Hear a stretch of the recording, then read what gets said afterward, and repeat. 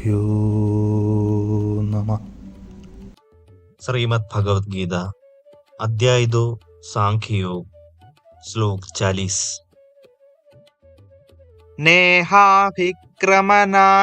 अस्ति प्रत्यवायो न विद्यते स्वल्पमप्यस्य धर्मस्य त्रायते महतो भयात्।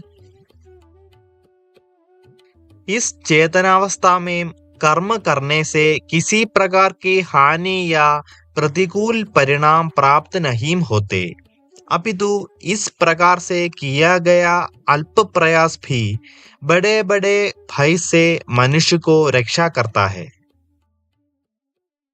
हमारे सामने सबसे बड़ा भय यह है कि अगले जन्म में हमें संभवतः मानव देह प्राप्त होने के स्थान पर कहीं निम्न योनियों जैसे पशु पक्षी आदि की योनियों में जन्म लेना और नरक लोकों आदि में न जाना पड़े।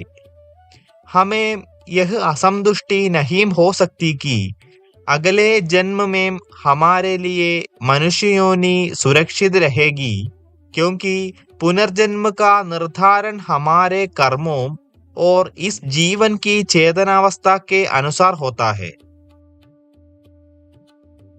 एक बार जब हम आध्यात्मिक मार्ग पर चलना आरंभ कर देते हैं, लेकिन यदि हम इस जीवन में अपनी आध्यात्मिक यात्रा को पूर्ण नहीं कर पाते, तब भगवान हमारी इस ओर चलने की इच्छा को देखते हुए हमें पुनः मनुष्य का शरीर देते हैं, ताकि हम अपनी आध्यात्मिक यात्रा को पुनः वहीं से प्रारंभ कर सके जहां से हमने इसे छोड़ा था।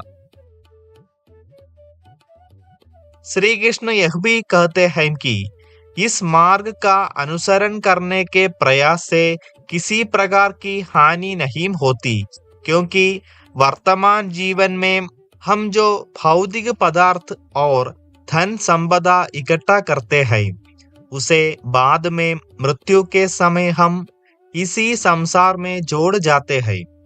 लेकिन यदि हम भक्ति योग के मार्ग पर चलते हुए आध्यात्मिक उन्नति करते हैं, तब उसे भगवान हमारे पुण्य कर्मों में जोड़ते हैं और उसका फल हमें अगले जन्म में देते हैं, ताकि हम अपनी आध्यात्मिक यात्रा को पुनः वहीं से आरंभ करने के योग्य हो सके जहां से हमने इसे छोड़ा था। इस प्रकार अर्जुन को इसके लाभों से अवगत करवाने के पश्चात श्री कृष्ण अब उसे बिना आसक्ति के निष्काम भाव से कर्मयोग के मार्ग पर चलने का उपदेश देना आरंभ करते हैं। आगे हम विस्तार से चर्चा करेंगे।